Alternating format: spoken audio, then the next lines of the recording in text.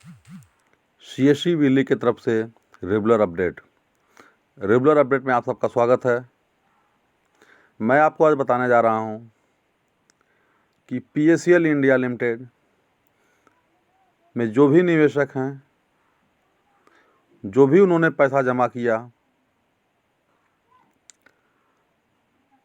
PACL India limited में उनका पैसा कैसे फंसा, कैसे कैसे कंपनी फंसी और किस तरह से उस पर काम हुआ, कब कब क्या कार्रवाई हुई, ये पूरी बात को मैं विस्तार से बता रहा हूँ। इस वीडियो को लास्ट तक देखिएगा, पूरी चीज़ें आपके समझ में आ जाएंगी कि पैसा आपको कब मिलने वाला है, कौन कौन से कानून मंत्री और कौन कौन से नेता क्या क्या कह रहे हैं और क्या क्या कब कब कहे।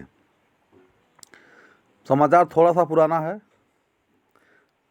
लेकिन बहुत ही PACL निवेशकों के लिए सोचने वाली है। चलिए मित्रों, शुरू करते हैं। देखिए, ऊपर ही ब्लॉग पे लिखा हुआ है, चिट फंड घोटाला पीड़ितों को राहत के लिए कोई कानून क्यों नहीं बना। ये रवीश कुमार जी पूछ रहे हैं कि जब तक कानून कोई क्यों नहीं बना। उन्होंने लिखा हुआ है, बंगाल बदलाम बनाम दिल्ली की राजनीति में यह सवाल उठे थे कि यह कैसी सक्रियता और गंभीरता है कि CBI 6 साल में जांच पूरी नहीं कर पाई और न ही मामले का ट्रायल कर पाया। मित्रों, समाचार एकदम सही है कि 6 साल हो गए, अभी तक कुछ नहीं हो पाया। गुजरात की आबादी 6 करोड़ से अधिक है। कल्पना कीजिए कि पूरे राज्य के लोगों को एक कंपनी ठग ले और राज्य के तमाम संस्थाएं कुछ न कर पाएँ। PACL इंडिया ने 5 करोड़ 85 लाख लोगों के लाखों करोड़ रुपए लूट लिए। 3 साल हो गए सुप्रीम कोर्ट के आदेश के, मगर अभी तक आदेश की पूरी तरह से लागू नहीं हो सका और लोगों के पैसे नहीं मिल सके। फरवरी 2019 आ गया, मगर एक भी पैसा किसी को नहीं मिला।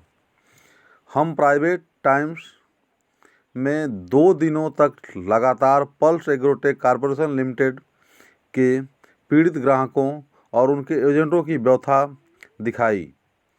4 और 5 फरवरी को 6 फरवरी को कानून मंत्री रविशंकर प्रसाद जी ने एक प्रेस कॉन्फ्रेंस में बताया कि सरकार ने चिट फंड कंपनियों के बारे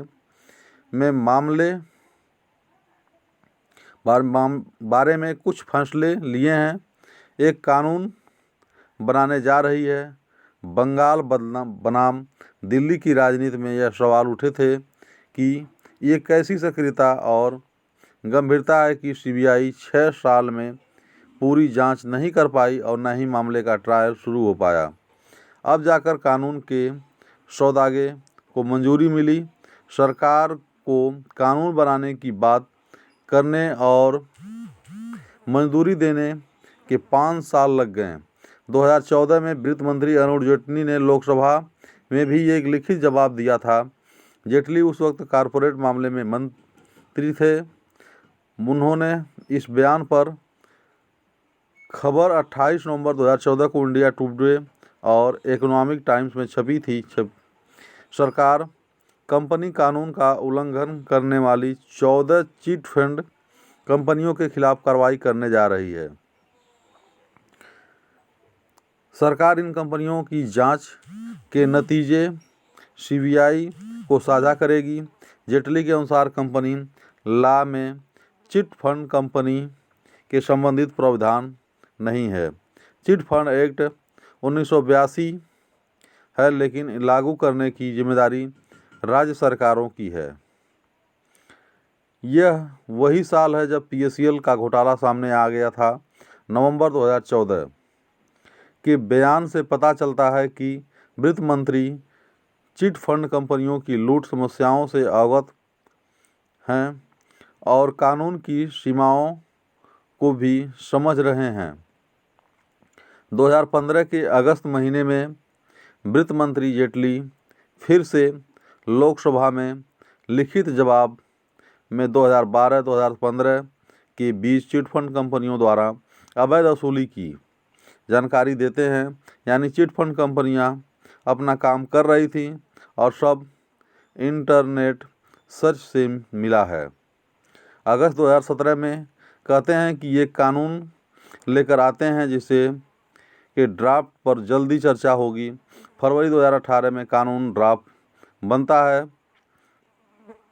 unregulated deposit scheme act chit fund bill 2018।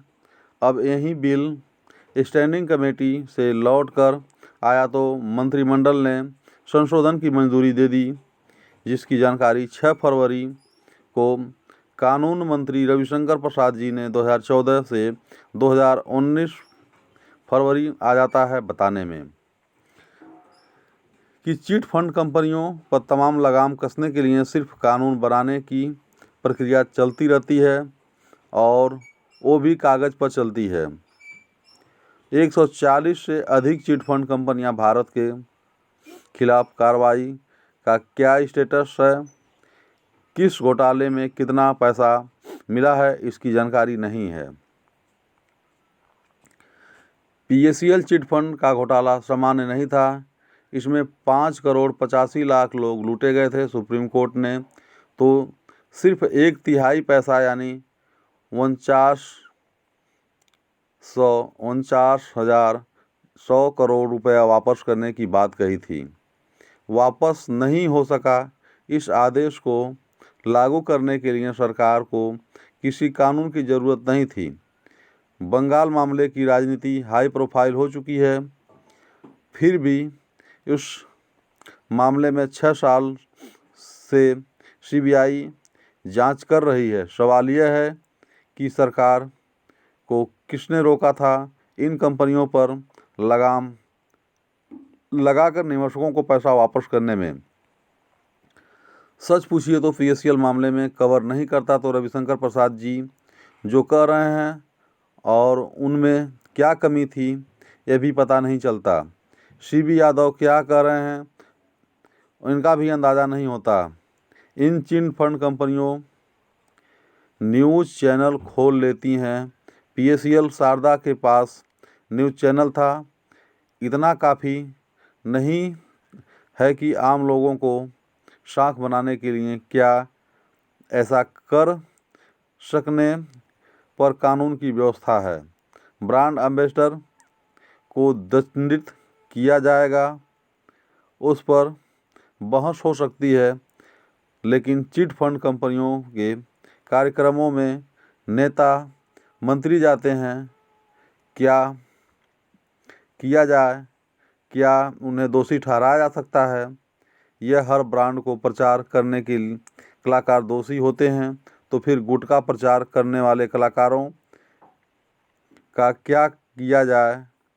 हमें पिछले एपिसोड में बताया था चिट फंड कंपनियां ग्राहकों और एजेंटों के नेटवर्क पर काम करती हैं। जो एजेंट होते हैं और जो निवेशक होते हैं। हाल में ही छत्तीसगढ़ सरकार ने एजेंटों के खिलाफ मामला वापस लिया और सरकार कह रही है कि एजेंट को भी पकड़ा जाएगा। मित्रों, इस पूरे समाचार से स्पष्ट होता है कि ठीक है मित्रों, कंपनी फ्रॉड थी। जो उसका ब्रांड था, ब्रांड एम्बेसडर था, वो भी दोषी है। लेकिन जो फ्रॉड कंपनियों के कार्यक्रम में हिस्सेदारी में नेता लोग जाते थे, क्या वो लोग उसके दोषी नहीं हैं? दोषी वो लोग भी हैं या नहीं हैं, ये जनता तय करेगी। और आप लोग इस पूरे समाचार को मैंने पढ़ करके सुनाया। आपको भी समाचार पढ़ सकते हैं आप लोग भी। ये समाचार इंडिया TV से है, इसे खोल करके आप लोग भी देख सकते हैं। अगर हमारा वीडियो पसंद आया हो तो लाइक करिएगा, अपने मित्रों में शेयर करिएगा और हाँ, चैनल को जरूर सब्सक्राइब कर लीजिएगा। चैनल सब्सक्राइब कर लेंगे तो जो भी PACL की लेटेस्ट न्यूज़ है वो आपको हमेशा मिलती रहेगी। मित्रों, बस इस वीडियो में इतना ही। नमस्कार।